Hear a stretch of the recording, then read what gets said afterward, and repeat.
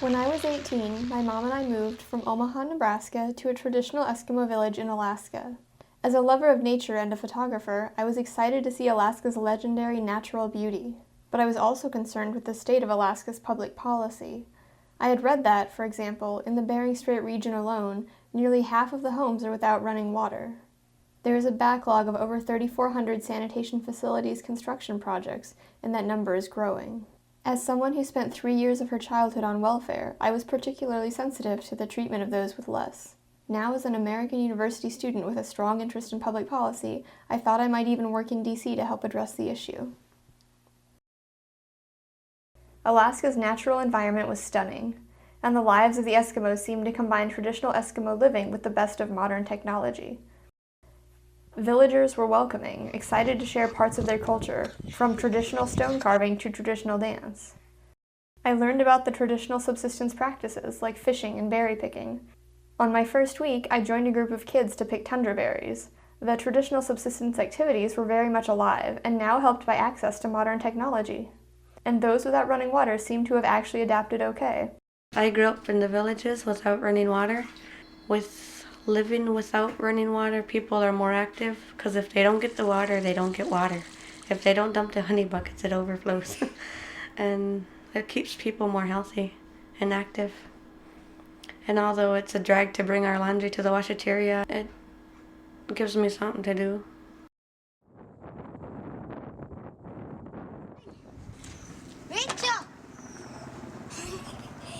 On my first day, 2 bubbly young girls, Brenda and her younger sister Annie, came to visit. My name is Brenda and I live in Private Mission. They were curious about everything and excited to share.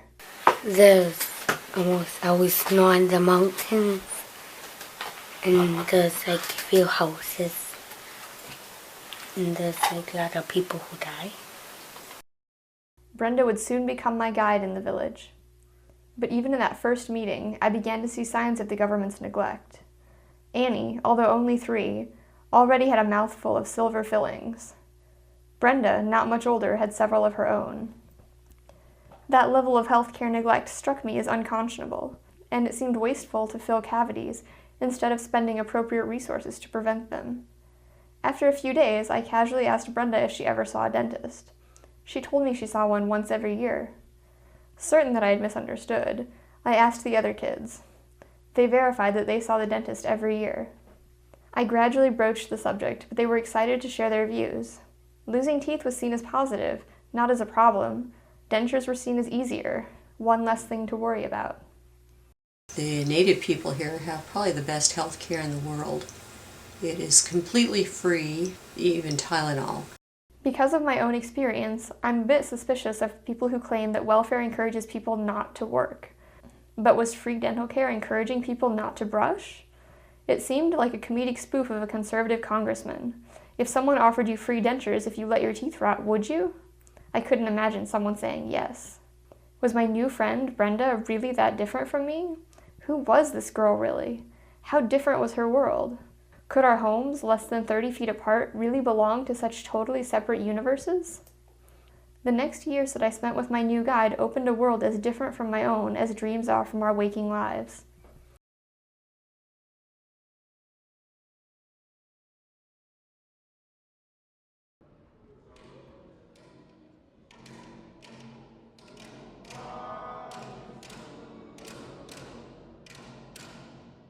Alaska feels like a dream. The villages are completely isolated from the outside world and inhabited by strange and alien plants and animals. Even the normal rules of time don't apply. In the winter, there are only 3 hours of dusky daylight.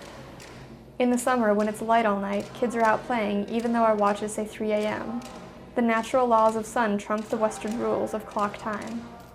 Western lives are defined by commercial activity.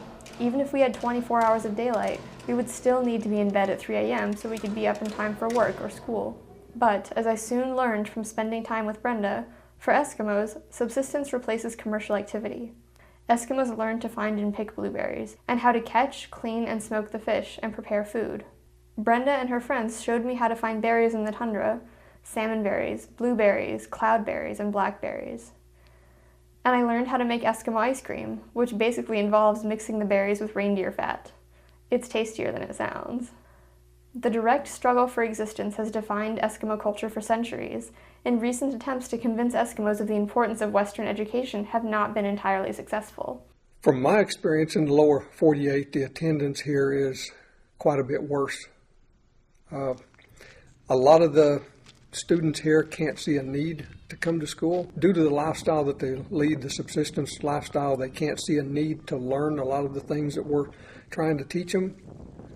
So they just don't bother coming to school a whole lot.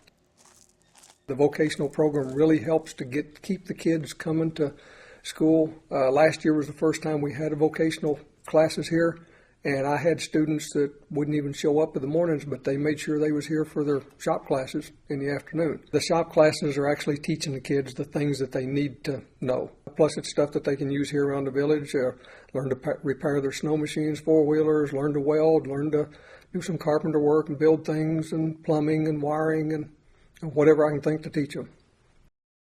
But in other ways, Western culture has taken root. For example, my new friends and I would sometimes use Crisco instead of reindeer fat to make Eskimo ice cream. Coca-Cola has become ubiquitous. In fact, when a Coke shipment was delayed, dozens reported to the medical clinic with caffeine withdrawal symptoms. But some of the mixing is more dangerous. The subsistence life that I was learning about has become changed through the influx of Western technology. Subsistence is an economic endeavor. It's no different than a job. You can't burn 50 calories to bring home 25. The size of the house, for a person's income in this part of the world, couldn't afford to heat one of those houses or afford the electricity for it. Today's subsistence world, you look at somebody with a $12,000 boat going after a bucket full of berries, and then the price of gas, really it's more tradition than realistic. I guess it's good for the soul, but at the same time, we're dabbing into portions of a past and just enjoying parts of it. Brenda doesn't see the situation in those abstract terms, but they affect her. The necessity of subsistence doesn't drive her, nor does Western commercial activity and its associated education. There is a sense of wilderness here, of undirected chaos, and it's not a reflection of the Eskimo tradition. It's something new, something growing, and something that neither older generations of Eskimos nor the Westerners seem to be able to fully understand. The Alaska Village Electric Cooperative published a letter expressing disapproval for Youth Run Wild in certain villages who damaged private and public property on a regular basis. Law enforcement is fairly, non-existent here. Everything is dying out. All they care about now is cell phones and Facebook and TV. And a lot of these kids don't even know how to cut fish.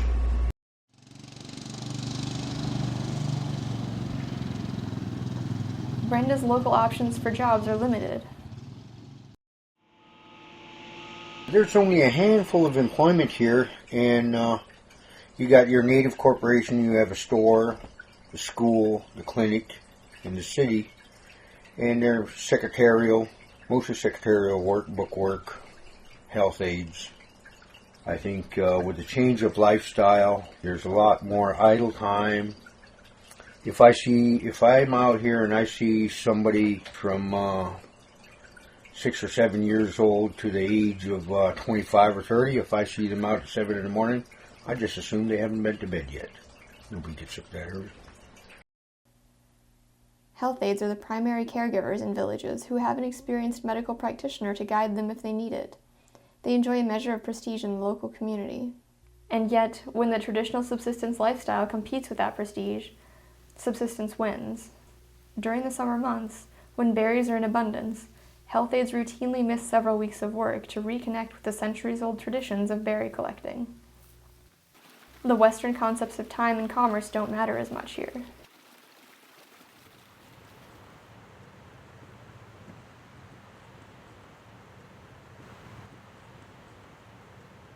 After a few weeks, Brenda asked, "Do you have a honey?" That's village slang for a significant other. I dodged the question by asking her and the pack the same question. Some admitted to liking one or another boy from the village. One girl admitted to liking a boy that I had thought was her cousin. That surprised me a bit. Later, Brenda confirmed my suspicions. Was this just another difference between my culture and hers? I don't mean to be so negative, but there's a lot of relationship with cousins going with cousins. In other words, they're making babies with their own cousins. That's not traditional. But now you see it a lot.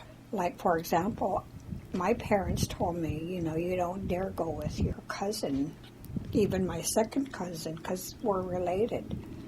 But even in a small village, there's some other population out there that they know they're not related to. Most of the people in this village are probably related somehow to each other blood-wise. There is movement between here and Wales of people, between here and Shishmaref, a lot of relatives. The whole area have a lot of people that are very interrelated.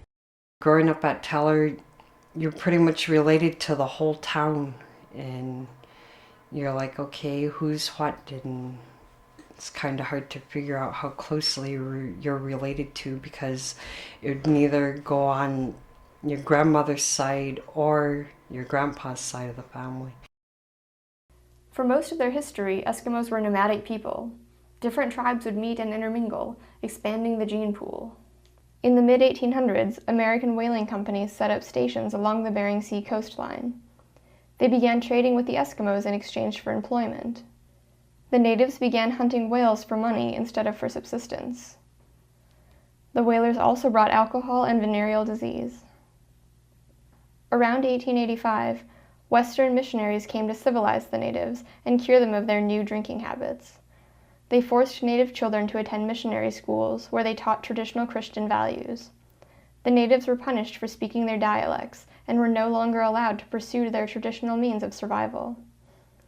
School attendance also made it difficult for the Eskimos to migrate in search of food, and they were not allowed to hunt on Sunday. With nomadic tribes transformed into isolated villages, inbreeding has become a serious problem, and the current ambivalence towards Western education leaves future communities at risk for not knowing the genetic dangers associated with inbreeding. I worry about Brenda. I don't know enough about genetics to explain it right, so I have just encouraged her to attend school and reminded her that her honey shouldn't be her cousin. I'm 14 years old. I always like to go fishing. I don't know what the best place, what the best scenario is going to be. It's almost like at this time and point, we just about have to hit bottom before we start coming back up.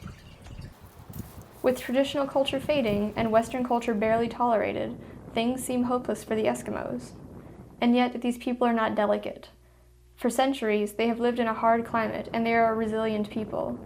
They're basically good kids. It's just a whole different world. They grew up in a different world than what we grew up in, and it's not too many people come up here under the notion that, okay, we need to change these people to our way of looking at things and our way of learning and our way of figuring things out. Then no, we're up here in their world now. In the context of sort of negative space idea, despite the dysfunctions that a lot of these kids face, one of their strengths is just a lot of resilience. They need to overcome a lot in order to sort of show up every day and put their best foot forward. They're great kids.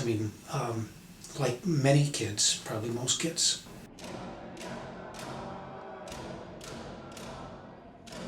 I don't think the Eskimo future will be like our present or like their past. It will be their future. Brenda and her friends and siblings and children will create a new culture. Attempts to preserve the old culture will be as futile as attempts to forcibly westernize them have been. We expect our culture to evolve, and so will theirs.